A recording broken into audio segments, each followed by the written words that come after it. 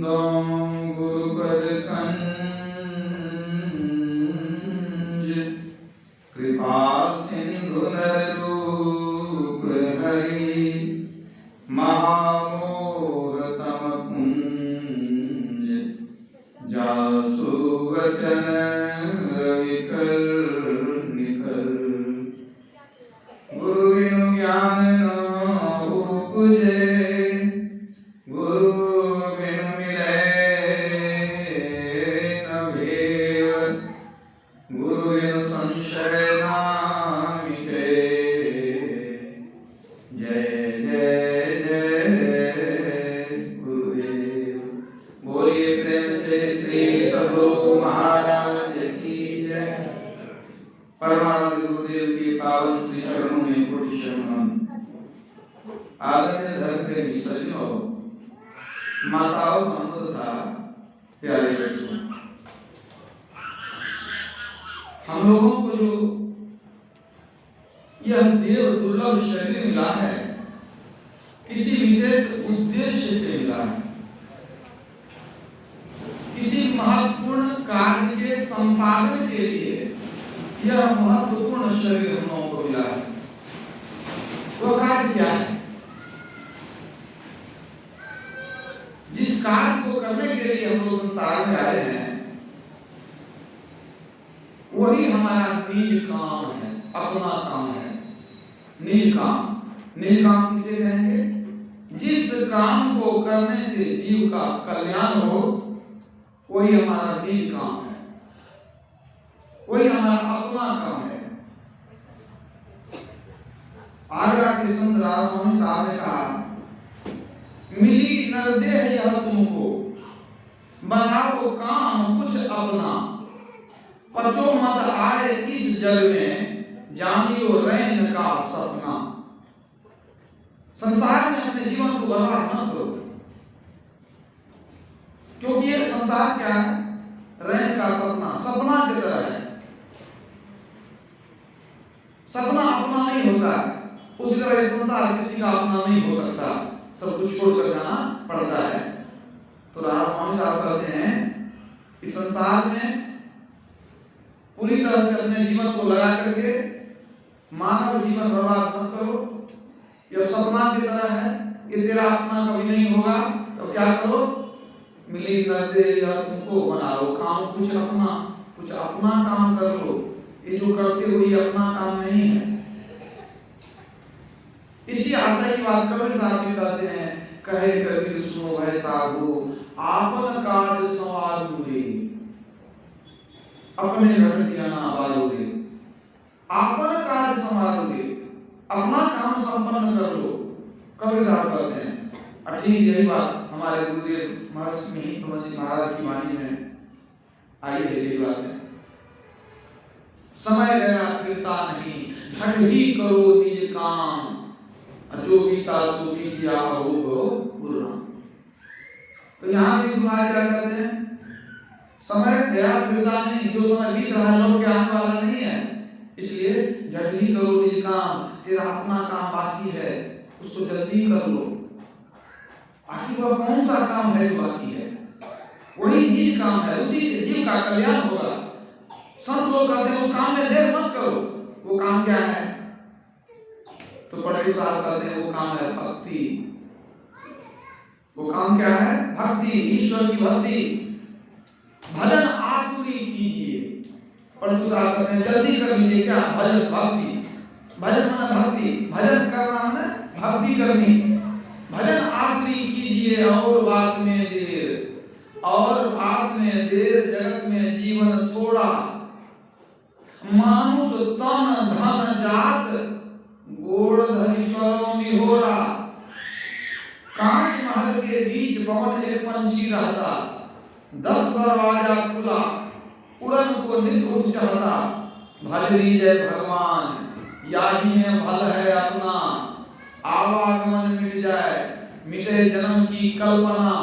अब पलटू अटक न कीजिए, 84 घर टेर। अब भजन आतुरी कीजिए और बात में देर। कहते संसार में अटकोगे तो 84 के फेर में पड़ोगे। इसलिए संसार में अटको नहीं, माया में तुम लटको नहीं, भजन आरती कीजिए, भक्ति भजन जल्दी कर लो। गुरु महाराज कहा करते थे एक दिन भोजन नहीं मिले तो उतनी हानि नहीं है, अगर एक दिन भजन नहीं हो पाया तो बहुत बड़ी हानि है, बहुत बड़ी हानि है। कहता हूं कहीं जात हूं, कहूं बजाए ढोल, श्वासा खाली जात है तीन लोग को बोल।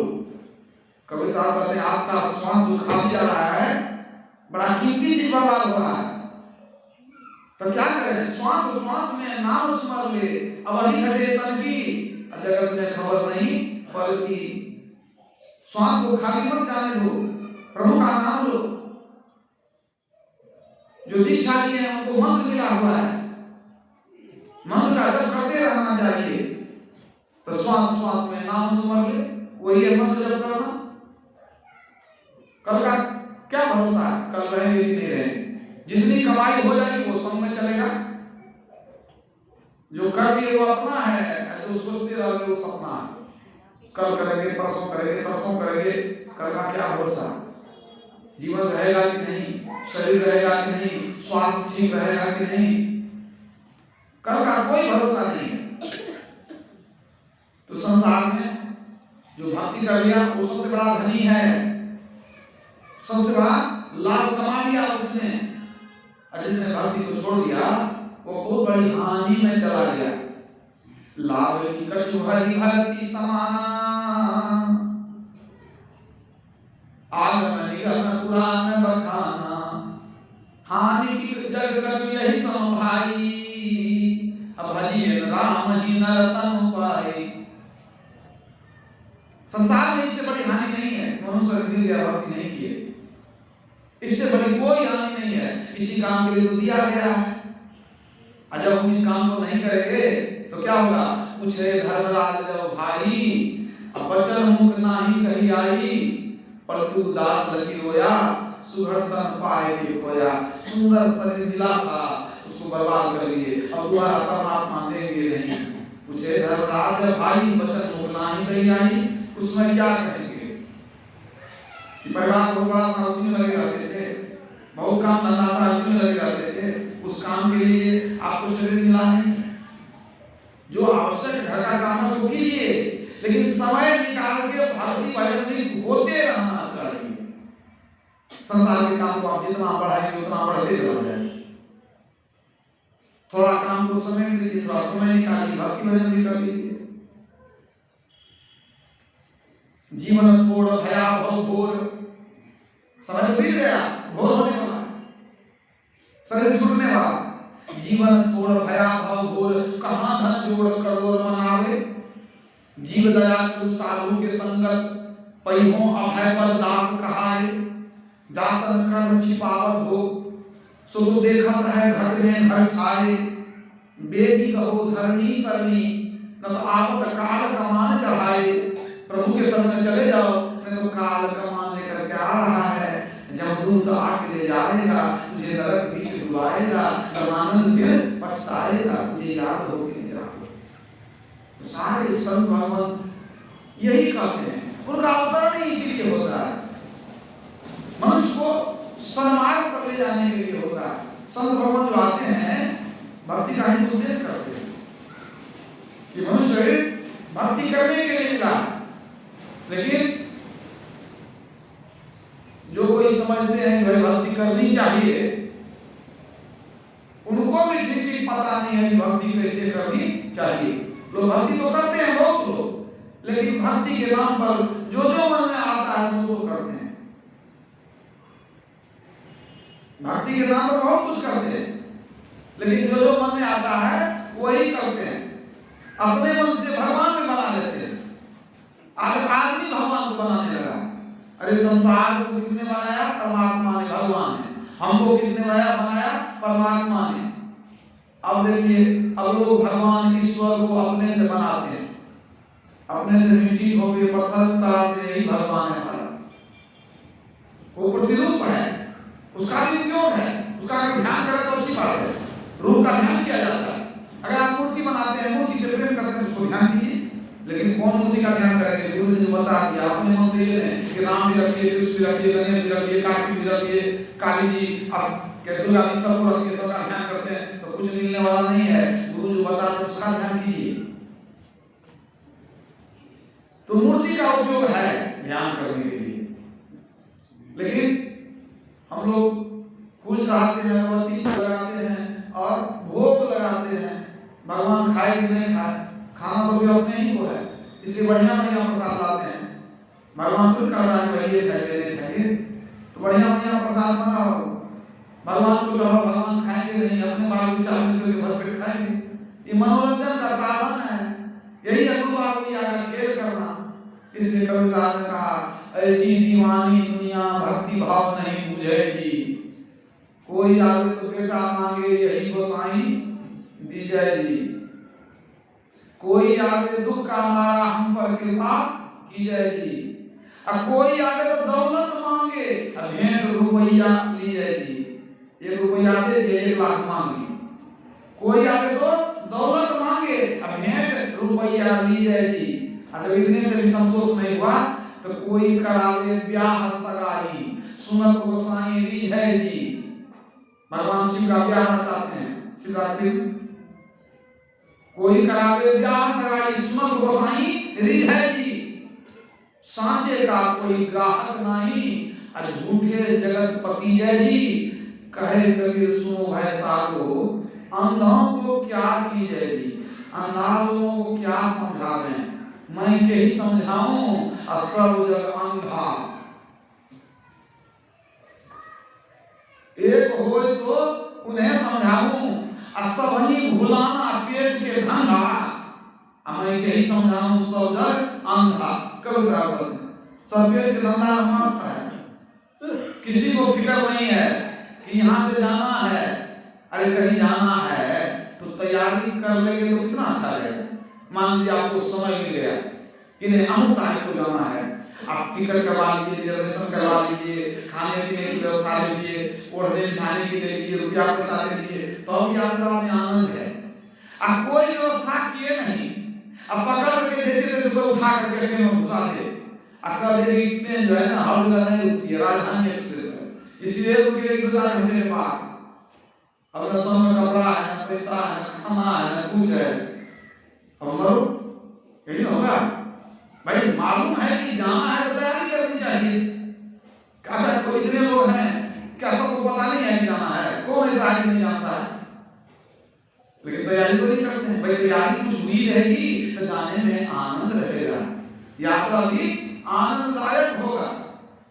इसलिए जाना निश्चित है तो कुछ न कुछ तैयारी होनी चाहिए, कुछ न कुछ धन संग में ले जाएंगे।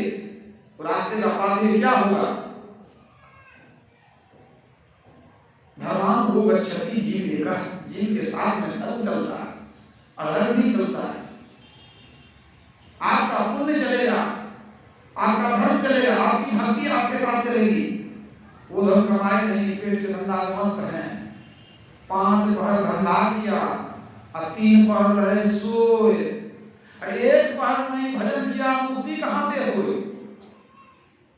ऐसे मुक्ति करने से मुक्ति मिलने वाली नहीं है। इसलिए संत लोग कहते हैं कि जानो बुझो समझो तब भक्ति करो, देखा दे की भक्ति मत करो, उससे भी कुछ नहीं मिलेगा। भक्ति का रास्ता किधर है? बाहर में नहीं है। बाहर में स्टेशन से बस स्टैंड से वो भक्ति का रास्ता नहीं है, वो आपके भीतर है, आपके भीतर है। क्यों भाई? आप कौन है? आप जीवात्मा। कहाँ रहते हैं? शरीर के अंदर रहते हैं, शरीर के बाहर रहते तो गड़बड़ा जाता भाई। रगड़ के नहाते हैं तो चले जाते हैं कहाँ से कहाँ, बाहर में तो कहीं चले जाते। वो भीतर में तो अभी सुरक्षित है, तो हम हैं कहाँ? भीतर में। परमात्मा कहाँ है? वो भीतर में। भगवान कृष्ण ने कहा ईश्वर सर्वभूतानां हृदयेषु अर्जुन तिष्ठति, अर्जुन ईश्वर सबके हृदय में रहते हैं। इसी शरीर के अंदर हम भी हैं, इसी के अंदर परमात्मा भी है, तो दोनों तो अगल बगल में है ना। तो बाहर कहाँ जाए खोजने के लिए? कहाँ जाए बाहर खोजने के लिए? अरे और कहीं है? परमात्मा है कि नहीं है? मान लीजिए सुनते हैं परमात्मा हर जगह, तो और जगह का भरोसा है कि नहीं मालूम, भरोसा नहीं भी हो सकता है, लेकिन इतना भरोसा है कि हमारे अंदर में है, इतना तो निश्चित है। ये शरीर परमात्मा का बनाया हुआ मंदिर है, इसी में परमात्मा विराजते हैं। सारे धर्म शास्त्रों का कथन है ईश्वर आपके हृदय में निवास करते हैं। तो परमात्मा भी अंदर, हम भी अंदर चलेंगे तो वही रास्ता है। असल भक्ति का मार्ग अंदर में है। भक्ति का मार्ग जीना है, नहीं अचाह, नहीं चाहना, अचरन लौलीना। सुन तो लेते हैं, अर्थ नहीं समझते। भक्ति का मार्ग जीना है। भक्ति का मार्ग बड़ा महीन है, नहीं अचाह और नहीं चाहना। क्या कहते हैं? चाह भी नहीं होना चाहिए, अब बिना चाह के भी रहना ठीक नहीं है, अचाह भी नहीं होना चाहिए। इसका क्या मतलब है? नहीं अचाह, ईश्वर के तरफ से अचाह नहीं होना चाहिए, अनिच्छा नहीं होनी चाहिए, नहीं चाहना, संसार की तरफ चाहना नहीं होनी चाहिए। बात को समझिए, दोनों बात है। संसार में चाहना नहीं हो और ईश्वर के प्रति चाहना हो, ये मतलब हुआ नहीं अचाह, नहीं चाहना। चरण लौलीना रे, चरण, प्रभु के चरण में हमारा मन लगा रहे। सत्संग करना मन तोड़ संतन की, अंदर अभिलाषा लगी रहे चरणन की, अंदर में प्रभु के चरण की अभिलाषा होनी चाहिए, तब आपको सफलता मिलेगी। तो भक्ति का मार्ग भीतर में है, बहुत महीन है, जीना रे बहुत महीन है। जो संसार की इच्छाओं को छोड़ देता है, प्रभु की अभिलाषा हो जाती है, तब उस रास्ते पर लोग चलते हैं। फिर कबीर साहब कहते हैं दूसरे जगह, भक्ति द्वारा सांकरा राई दस में भाव, मन ऐरावत होए रहा कैसे होए समाव। भक्ति द्वारा सांकरा, भक्ति का मार्ग बड़ा महीन है, संकरा है। राई 10 में भाव, एक राई को 10 भाग कर दीजिए, 10 टुकड़ा, उससे भी महीन है। और उस पर कौन चलेगा? आपके अंदर में है तो शरीर तो नहीं चलेगा, वहां मन चलेगा। लेकिन मन ऐरावत होए रहा। कहा जाता है कि ऐरावत हाथी को बहुत सूंड रहता है।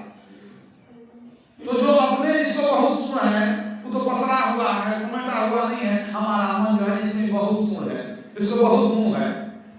हमारा मन चारों दिशाओं भागते रहता है। मन नहीं पकड़ा जाए, बहादुर जवान है, करत रहत खुरखुंड बड़ा शैतान है। ऐसा यार हरीफ बसे इस हलक में, उड़ता कोस हजार पंख बिनु पलक में। मन को पंख नहीं है, अब एक पल में हजार कोस उड़ जाता है। ऐसा दुश्मन हमारे अंदर बैठा हुआ, ऐसा यार हरीफ दुश्मन बसे इस हलक में, हमारे अंदर हमारा दुश्मन बैठा हुआ है। तो पलक मार के हजार कोस भाग जाता है। यहीं बैठे बैठे सत्संग सुनने आए, मन चला गया, कहाँ भाई दिल्ली चला गया, कहाँ चला गया ठिकाना नहीं। तब मन ऐरावत हो रहा है, आपका मन बहुत बिखरा हुआ है, पसरा हुआ है, भटका हुआ है। तो वही रास्ते पर कैसे चलेगा? मन को समेटते रहिए, मन को समेटते रहिए। गुरु महाराज कहते थे, यह जो मन है पूरा भूत है, शैतान है, इसको खाली छोड़ दोगे कि कहाँ भागेगा ठिकाना नहीं है।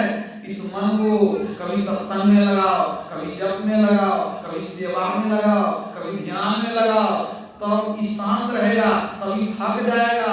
और जब तक ये थकेगा नहीं, काम नहीं बनेगा।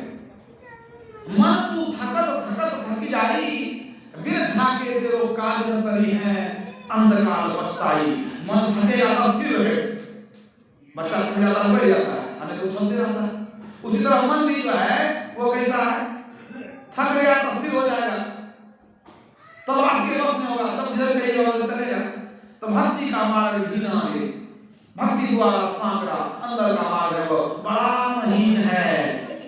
उस पर जब चलेंगे तब असली भक्ति होगी, उस पर चलेंगे तब असली भक्ति। कैसे चलेंगे उस पर? अभी आप लोग पाठ में सुन चुके, 3 अवस्था तज भजो भगवंत, मन कर्म वचन अगोचर व्यापक व्याप्य अनंत।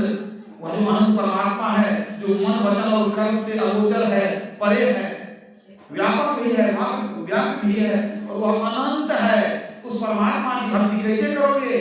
3 अवस्था तजहु, 3 अवस्था को छोड़ दो। माने जागृत स्वप्न सुषुप्ति तीन अवस्थाओं में जीव आता जाता रहता है। कभी जगे रहते हैं, कभी सपना देखते हैं, कभी गहरी नींद में रहते हैं। ये है जागृत स्वप्न सुषुप्ति। तो इन तीन अवस्थाओं में जीव आंख से नीचे ही घूमते रहता है। जागृत अवस्था में स्वप्न कंठ स्थान, जब जगे हुए हैं तो आंखों के मध्य में हमारा वासा है, और जब हम स्वप्न में जाते हैं तो जीव उतर करके कंठ में आ जाता है, और जब गहरी निद्रा में जाते हैं तो जीव उतर करके हृदय में आ जाता है। तो कभी आंख में रहते हैं, कभी गर्दन में, कंठ में, कभी हृदय में, इसी तरह जीव का आना जाना होता है। लेकिन इन तीन अवस्था से कहते हैं ऊपर चलो, आंख से नीचे न तुम घूमते हो, आंख के ऊपर चलो ब्रह्मांड में। वही है तीन अवस्था तक भजा हुआ मंत्र। चौथी अवस्था में जाओ, वहां जब चलने का प्रयत्न करोगे तब भक्ति, जब तुम चौथी अवस्था में जाने लगोगे तब समझो असली भक्ति है। अगर नीचे में घूमते हैं, हमारा मन संसार में है, हमारी जीवात्मा आंख के नीचे है, तो भक्ति अभी नहीं हो रही है। तो तीन अवस्था छोड़ करके चौथी अवस्था में जाएंगे, उसी का नाम है तुरीया अवस्था। वो कैसे प्राप्त होगा? जब अंधकार से प्रकाश में जाएंगे, जब स्थूल से सूक्ष्म में जाएंगे, जब पिंड से ब्रह्मांड में जाएंगे, जब आज्ञा तक से सहस्त्र कमल में जाएंगे, तब समझिए चौथी अवस्था में चले गए। इसी की चर्चा लक्ष्मीनाथ गोसाई ने भी किया है। चंचल चित्त को स्थिर करी, चौथी में चित लाभ, चंद्र सुधा रस चाखिए, चिंता मणि पर पाव। कहते हैं अपने चंचल मन को स्थिर करो, चौथी में चित लाभ, चौथी अवस्था में जाओ। वहां क्या होगा? चंद्र सुधा रस चाखिए, चंद्रमा का दर्शन होगा, चंद्रमा का प्रकाश आपको मिलेगा, वह अमृत है। चिंता मणि पर पाव, आपकी सारी चिंता समाप्त हो जाएगी। मनोदास जी कहते हैं तीनों रसा विसारी के चौथा पद पाया। सारे सब चौथा पद में जाते हैं, तब न दिव्य दृष्टि की प्राप्ति होती है। तीनों रसा विसारी के चौथा पद पाया, शिव नगरी आसन किया, शून्य ध्यान लगाया। कहते हैं हम शून्य ध्यान किए, तीनों अवस्था को छोड़ के चौथे अवस्था में चले गए और शिव नगरी में पहुंच गए। शिव नगरी कहाँ है? आपके अंदर में है। हरिद्वार कहाँ है? आपके अंदर में है। आप जब दृष्टियों की साधना करके प्रकाश मंडल में पहुंचेंगे तब आपको पता चलेगा सारे स्वर्गलोक वही हैं, सारे देवलोक वही हैं, देवलोक का दर्शन होता है। कितने साधक देवी देवताओं का दर्शन करते हैं। एक बहुत अच्छी भक्ति थी, पूज्यपाद संतरी प्रभु महाराज के पास आई और वो अपना बताने लगी कि हम क्या सब देखते हैं। तब उसी क्रम में मैं भी वही था। वो कहती थी कि मैं ध्यान में बैठती हूँ तो हमको दुर्गा जी का साक्षात दर्शन होता है।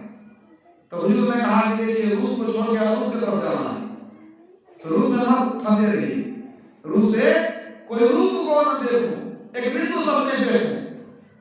तो जहां जाएंगे वहां की वस्तु में वहां के जीव दिखाई पड़ेंगे। जब अंदर चलेंगे तो अंदर में क्या क्या है तो दिखाई पड़ेगा आपको।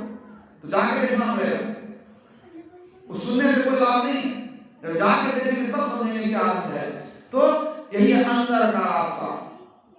ये अंदर का रास्ता कौन बताएगा आपको? पंडित जी बताएंगे? नहीं, कोई नहीं बता सकेगा बिना सद्गुरु के। राह बारीक गुरुदेव ते पाइए, और जन्म अनेक की अटक खोले। अनेक जन्मों से संसार में अटके हुए हैं, फंसे हुए माया में, ये अटक से कब निकलेंगे? तो राह बारीक गुरुदेव ते पाइए, जन्म अनेक की अटक खोले। कहे कबीर गुरुदेव पूर्ण मिले, जीव और पीव तब एक तोले। पूरे गुरु मिल जाएंगे तो जीव पीव का मिलन होगा, संसार के बंधन से आप छूट जाएंगे। ये जो कारागार में बंद है इसका फाटक खुल जाएगा। आओ गिरो मर्द बनो, जेल तुम्हें तलना होगा। गुरु के जुक्ति से इस जेल को हम लोग फाटक खोल करके निकल जाएंगे, तब मुक्ति का मार्ग पर आप चल दिए। मुक्ति तो आगे मिलेगी, तुरंत मुक्ति नहीं मिलती है, लेकिन कम से कम अंधकार का पर्दा खुल गया तो आप चौथी अवस्था में पहुंच गए, दिव्य दृष्टि की प्राप्ति हो गई, आपको सीधा रास्ता मिल गया। सीधे चला जाना वहां मुर्शद ने ये बतवा दिया। अरे आए तक तकते हो, मुर्शद ने ये पंजा दिया। गुरु बतलाते हैं कि अंदर का सीधा मार्ग है, उस पर चलो। बिना गुरु की कृपा के वो रास्ता मिलने वाला नहीं है। इसलिए भगवान कृष्ण जब अर्जुन को बहुत उपदेश दिए, गीता का ज्ञान दिए, फिर अंत में उनको कहना पड़ा कि तुम किसी तत्वज्ञानी गुरु के पास जाओ। तद्विधि प्रणिपाते न परिप्रश्नेन सेवया उपदेक्षन्ति ते ज्ञानं ज्ञानस्तत्त्वदर्शिनः। हे अर्जुन, तत्वज्ञानी के पास जाओ, उनको प्रणाम करना, उनकी सेवा करना और जिज्ञासा करना, वे तुम्हारी जिज्ञासा का समाधान करेंगे। तत्वज्ञानी को तत्व का ज्ञान देंगे।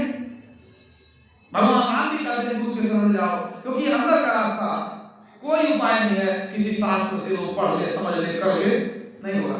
आजकल कितने बड़े विद्वान लोग हैं, किताबों को देख करके ध्यान करते हैं, किताब को पढ़ करके ध्यान करेंगे, कुछ से कुछ करते हैं। किसी को माथा में दर्द होता है, किसी को आंख में दर्द होता है, किसी को बीमारी हो जाती है।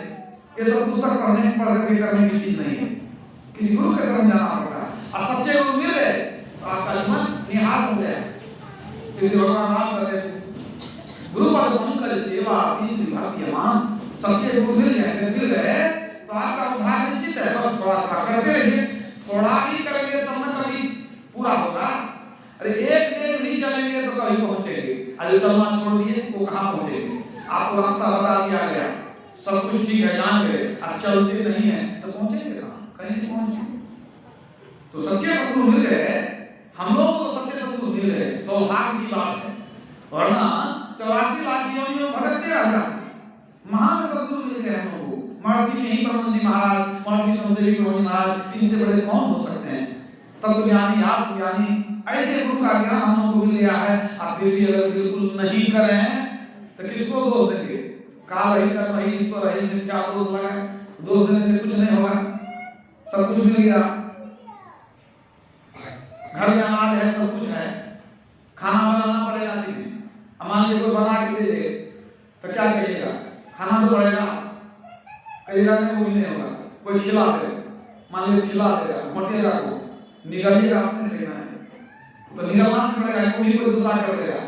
तो वही बात है, तुम आज कितना सरल कर दिए, बिंदु ध्यान दी, नाव ध्यान दी, सरल सरल जग में प्रचारी, कितना सरल कर दिए। न सुबह उठना, न ठंडा में नहाना, न भूखे रहना, न पैसा चढ़ाना, न फूल तोड़ने जाना, कुछ नहीं। घर में जोग भोग घरी में, घर जीवन नहीं जावे, बन के गए कल्पना उजे तब धोखा समावे। इतना आसान कर दिए, इससे आसान क्या हो सकता है? कुछ भी नहीं चाहिए आपको, खाली बैठ जाइए। तो बैठ जाइए मतलब शरीर को बैठाइए, मन को बैठाइए, तब ना पूरा हुआ। शरीर को बैठा दिए, मन भाग रहा है तो बैठना क्या बैठना? पहले शरीर को बैठाइए, फिर मन को बैठाइए, बस कुछ ही बैठाना है और कुछ नहीं बैठाना है आपको। न मूर्ति बैठाना है, न भगवान को बैठाना है, बस आपको बैठना। आप भी तो परमात्मा की, आपका शरीर परमात्मा का मंदिर है, तो यही तो देवघरा, इसी में तो सब कुछ है। मन मथुरा दिल द्वारिका, काया काशी ज्ञान, 10 द्वारे का देहराता में ज्योति पहचान। यही देवघरा मंदिर यही है। हमारे गुरुदेव महर्षि प्रबंध महाराज की घटना सुनाता हूँ। 1982 ईस्वी की बात है। 10 मार्च को होली का दिन था। कैसे महान सद्गुरु थे हमारे, उसको याद कीजिए, समझिए। होली का दिन था, सब जगह उत्साह था। महाराज के भक्त थे मनोहर बाबू, मैंने भी उनको देखा और शरीर छूट गया, बूढ़े थे। भागलपुर में ही उनका घर था। उनके मन में आया कि होली का दिन है, पवित्र ढंग से हम मूंग दाल की पूरी बना करके गुरु महाराज को खिलाएंगे। पवित्र ढंग से घर में बना करके शुद्ध रूप से बनाएंगे और गुरु महाराज को खिलाएंगे। तो पत्नी से बात किए वो बाबू, पत्नी बहुत खुश हुई कि ठीक है तो आप ले जाइएगा ना? कहाँ ले जाएंगे? सब सामग्री को तैयार कर ली, जो चीज होता है सब सामग्री तैयार हो गई। अब पूरी बनाएगी। तो तब में मन में हुआ कि जब देर हो गई, अब तो सब लोग होली खेलने लग गया, अब ले करके जाइएगा कुपा घाट, भागलपुर से कुपा घाट। रास्ता में लोग देगा तो खाना भी खराब हो जाएगा, लोग तो मानेगा नहीं, भूलन करता है, कपड़ा भी खराब होगा, खाना भी खराब हो जाएगा। तो क्या करें? तो दोनों पति पत्नी विचार किए, ऐसा करते हैं कि अब थोड़ा सा रंग ठंडाने देते हैं, शाम के समय जाएंगे, उसी समय ताजा बना लेंगे, सब कुछ तैयार है, अब बना लेंगे और शाम के समय लेकर के जाएंगे, तब तुम्हारे को खिलाएंगे। और जब ये लोग सुबह सुबह विचार कर रहे थे कि गुरु महाराज को दाल की पूरी खिलाएंगे, और गुरु महाराज कैसे सुन लिए, मन ही मन निमंत्रण स्वीकार कर लिए कि ठीक है। अब दोपहर का भोजन का समय हुआ, जब समय हो गया तो पूछने के आए भजन बाबा कि भोजन ला देते हैं, भोजन हो गया क्या? तो गुरु महाराज कहते हैं कि नहीं अब रुक जाओ, अब मनोहर लोग आए हैं कि देखो तो वो आए हो के मनोहर लोग नहीं आए, कल के वो आएंगे। अब कुछ समय और गुजर गया, तो कुछ बात सही समझ आ गई, कहने के हुजूर समय हो गया, भोजन कर लिया जाता। तो गुरु महाराज कहते हैं मनोहर लोग दाल की पूरी लेकर गए और खाएंगे, मनोहर लोग दाल की पूरी लेकर आएंगे तब खाएंगे। निमंत्रण स्वीकार हो गया, अब बात बैठे। अब जब गुरु देखी भैया हाथ डाले लोग आप घुमा खा रहे हैं, अब देखते हैं कोई आदमी लगा हुआ था कि मनोहर लोग आगे नहीं आए, इधर उधर कर रहा है, तब तुरंत हुजूर बुलाए क्या हुआ, बुलाओ किताब का स्थिति किताब आप जानते हो कि तो उनको बुलाए कि जल्दी से साइकिल लेकर के जाओ, अम्मा और के घर पर जाओ, परिचय था बढ़िया। अल्लाह के लोगों को कहा कि गुरु महाराज भोजन नहीं कर रहे हैं, अकाले की मां और ताली पूरी ले जाए तो खाएंगे, इतना अंधेर हो गया, जल्दी जाओ। तुरंत साइकिल लेकर के होली के का समय वो रंग वगैरह खेलते हुए चले पहुंचे वहां, और जब आके पहुंचे तो कहते हैं आप लोग क्या कर रहे हैं? कहा कुछ नहीं, जाइए हम लोग पहाड़ पर कब जाएंगे शाम। अरे गुरु महाराज बैठे हैं, कहते हैं मनोहर दाल पूरी ले जाएंगे तब खाएंगे। अब लीजिए, अब तो बेचारे घबरा गए, अब तो आंख में आंसू भर गया, कहते हैं क्षमा कर दीजिए गुरुदेव, मन ही मन प्रार्थना करेंगे गुरुदेव गलती हो गई, हम सोचे थे कि दोपहर में ले जाएंगे, आप फिर रंग के डर से नहीं ले गए, अरे जल्दी तैयार करो। सब कुछ तैयार था, 10-15 मिनट में 20 मिनट में दाल की पूरी को तैयार करके गरम गरम मनोहर बाबू लिए और तब तक इनको भेज दिए कि केरला आगे तुरंत घर से पीठ पर लेकर के पहुंचे, और जब लेके पहुंचे तो गुरु महाराज बैठे मुस्कुरा रहे हैं, आकर के क्षमा मांगे गुरुदेव गलती हो गई, हम ही सोचे कि रंग में जाएंगे तो कहीं खराब हो जाएगा, इसीलिए हम देर हो गई, हमसे क्षमा कर दिया जाए। गुरु महाराज के आगे में लाकर के खोल दिए बर्तन, गुरु महाराज तोड़ करके आधी पूरी, थोड़ी सी पूरी तो खाए, आकर के ले जाइए सबको दीजिए, जितने सेवक लोग हैं सबको बांटिए, सबको बांट दिया गया। और गुरु महाराज थोड़ी सी पूरी खा के प्रसन्न हो गए। मन की जाने सभय गुरु कहां छिपावे अंध, महादुखी संसार में आगे जम के अंध। सोचिए तुम्हारे कैसे थे, मन की बात को जाने वाले, प्रेम से अगर कोई पुकारे, प्रेम से कुछ अर्पण करे, वो तो साक्षात परमात्मा है, वो क्या नहीं जानते हैं, मन के भाव को जानते हैं। यहां मन में सोचे वहां तुम आए समझते, ऐसे ही होते हैं जो सच्चे संत होते हैं, सच्चे सद्गुरु होते हैं, ऐसे ही होते हैं। सिख धर्म के प्रथम गुरु थे गुरु नानक देव जी महाराज, वो भी उसी कोटि के सद्गुरु थे, उसी कोटि के महान संत थे। उनके साथ में एक बाजा बजाने वाला रहता था, मर्दाना नाम था उसका, वो रबाब बजाता था, जैसे सारंगी होती है उसी तरह का एक बाजा होता है, उसको रबाब कहते हैं, वही बजाता था। तो वो माने छोटी जाति का मुसलमान था, मर्दाना जो था, मुसलमानों में भी छोटी जाति होते हैं, उसी में था। एक दिन मर्दाना की पत्नी कहती है कि हमको समाज की महिला लोग ताना मारती है। मर्दाना मुझे क्या ताना मारती है? का सब कहती है क्या कि मुसलमान हो करके और हिंदू बाबा के पीछे पीछे घूमता है, तेरा दूल्हा तेरा जो घर वाला है वो अच्छा नहीं, तुम्हारा पति ठीक आदमी है, अरे मुसलमान हो गया तो हिंदू के पीछे पीछे क्या घूमता है? यही लोग ताना मारते रहता है, तुमको और रोजगार नहीं मिलता, दूसरे जगह कमा लो, उसके पीछे क्या घूमता है, रवा बाजा का पीछे पीछे घूमता है।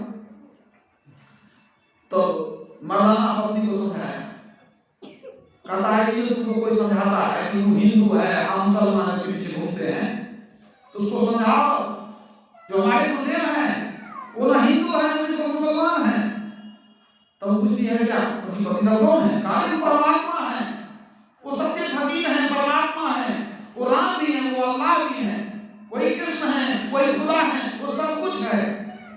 ऐसे महान पुरुष न हिंदू होते हैं, मुसलमान होते हैं, वो तो जीव मात्र के उद्धार के लिए आए हैं, वो परमात्मा के रूप है, वही खुदा है। तो पत्नी कहती है कि जब आप कहते हैं कि वो परमात्मा है, वो ईश्वर है, वो खुदा है, तो खुदा का की नजर तो सब पर बराबर होती है, बराबर होती है। जब वो खुदा है, जब हम लोग के पिता हैं, तो हम लोग के घर में काहे नहीं आते हैं? हम लोग के घर में काहे नहीं आते हैं? सबके यहाँ जाते हैं, हमारे यहाँ कभी नहीं आते हैं। आप कहते हैं कि खुदा है, परमात्मा है, राम भी है, अल्लाह भी वही है। हम तो उनको तब मानेंगे जब हमारे घर में आकर के खाना खाएंगे, तब बुझेंगे। तब ये बात पत्नी भी तना मारी कि जब वो ऐसे महापुरुष हैं, तो हम जो नीच जाति के मुसलमान हैं, तो हमारे घर खाना खाने आते, हमारे यहाँ खाना खाएंगे तब बुझेंगे हम। तो अब वो क्या कहते, ऐसा तना मार दी। तो मर्दाना ने कहा कि तुम घबराओ नहीं, वो यहाँ आएंगे, या खाना भी खाएंगे। तो पत्नी कहती है हमको विश्वास नहीं है, वो कहाँ बहुत ऊंच कुल के हैं, बहुत ऊंच खानदान के हैं, हम लोग नीच खानदान के मुसलमान ना नहीं आएंगे, याद रखिए। खाना की बात छोड़ दीजिए, आएंगे नहीं। तो मर्दाना क्या कहा कि तुम कहते नहीं आएंगे, अच्छा नहीं आएंगे तो आज से उनके पीछे घूमना छोड़ देंगे, उनके पीछे हम घूमना छोड़ देंगे। हम जो बाजा बजाते हैं, वो गाते हैं, बजाते हैं, हम उनके साथ में जाना छोड़ देंगे। लेकिन तुम विश्वास करो, अगर नहीं आएंगे तो हम छोड़ देंगे बस, लेकिन आएंगे जरूर। कहा ठीक है, ठीक है, तो बुलाइए उनको, देखते हैं कैसे आते हैं। तो मर्दाना ने कहा ठीक है, जब तू जिद पकड़ लिया, ठीक है, बनाओ कुछ खाने के लिए। कुछ लाना नहीं है, घर में जो है वही बना, पवित्र ढंग से जो घर में वही बना। तो हम जाते हैं निमंत्रण देने के लिए, देखते हैं आएंगे खाएंगे कि नहीं, देखेंगे। कह दिया तुम बना, इधर पत्नी बनाने लग गई पवित्र ढंग से। मर्दाना चल दिया कि पता नहीं अब क्या होने वाला है, वो आएंगे तो इज्जत बच जाएगी, या नहीं आएंगे तो साथ भी छूट जाएगा हमारा। हम तो सब करा दिए, यहाँ चले। चलते चलते जब आधा रास्ता पार कर गए, तो देखते हैं उधर से गुरु नानक देव महाराज आ गए। तो आ रहे थे, रास्ते में भेंट हो गई। तो इन्होंने नमस्कार किया, कहा प्रभु किधर जा रहे हैं, कहाँ चले आप? गुरु नानक देव महाराज ने कहा आज सुबह से ही मेरे मन में हो रहा था कि आज तेरे ही घर में भोजन करेंगे, इसीलिए हम चल दिए इधर से। आज मन में हुआ कि तेरी ही पत्नी का बना हुआ खाएंगे, इसीलिए हम चल दिए। कहे प्रभु इज्जत हमारे मन में बहुत शंका हो रही थी, लेकिन प्रभु आप तो अंतर्यामी हैं, प्रभु हमारे मन की शंका को मिटा दिए। हम तो तुच्छ जीव हैं, मन में दुविधा हो जाती है प्रभु, लेकिन आप साबित कर दिए कि आप ही खुदा हैं, आप ही परमात्मा हैं। अगवानी करके ले आए।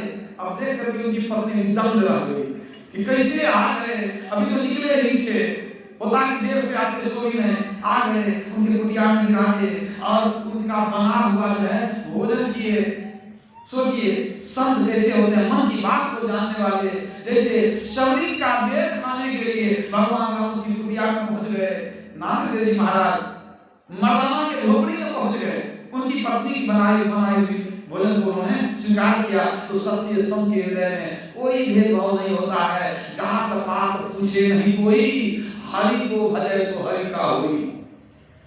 जो ईश्वर के भक्त हैं, ईश्वर उनसे प्रेम करते हैं, संत उन्हीं से प्रेम करते हैं, गुरु उन्हीं से प्रेम करते हैं। इसलिए याद रखिए, अगर आपके अंदर पवित्रता है, भक्ति है, तो उससे बढ़कर के कोई भय नहीं है। सोई पावन सोई सुभग शरीरा, अजो तन पाय भजई रघुवीरा। वही शरीर पवित्र है, वही शरीर सुंदर है, जिस शरीर से ईश्वर की भक्ति होती है। भगवान राम ने भी कह दिया, जाति पाति कुल धन बड़ाई, धन बल परिजन गुण चतुराई, भक्तिहीन नर सो है कैसा, बिन जल बारिद देखिए जैसा। जाति पाति कुल का बड़पन हो, सब कुछ हो, संपत्ति हो, प्रतिष्ठा हो, भक्ति नहीं है तो सब बेकार है। कहरनुपति सुनु भामिनी बाता, मानव एक भगति करनाता। तो संत जो होते हैं, जो सद्गुरु होते हैं, जो परमात्मा होते हैं, ये तीनों भक्त के हृदय के भाव को देखते हैं, प्रेम और भक्ति को देखते हैं। न आपकी सुंदरता देखते हैं, न आपकी जाति देखते हैं, न आपका धन देखते हैं, न आपकी प्रतिष्ठा को देखते हैं। बस प्रेम के वश में होते हैं। प्रबल प्रेम के पाले पड़कर प्रभु को नियम बदलते देखा, अपना मान भले टल जाए, भक्त का मान न टलते देखा। भक्त का मान नहीं टलना चाहिए। नानक साहब पहुंच गए मर्दाना की झोपड़ी में, भगवान राम पहुंच गए वहां, देखिए शबरी की झोपड़ी में पहुंच गए। आप गुरु महाराज इंतजार कर रहे थे कि दलपुरी आई तभी खाएंगे, तो खाएंगे नहीं। तो संतों की यही मौज होती है। तो भक्ति के रंग में रंगना चाहिए। जब सत्संग सुनेंगे तो धीरे धीरे भक्ति का रंग चढ़ेगा। इसी तरह भक्ति करते करते एक दिन मुक्ति मिलेगी। बोलिए प्रेम से श्री सद्गुरु महाराज।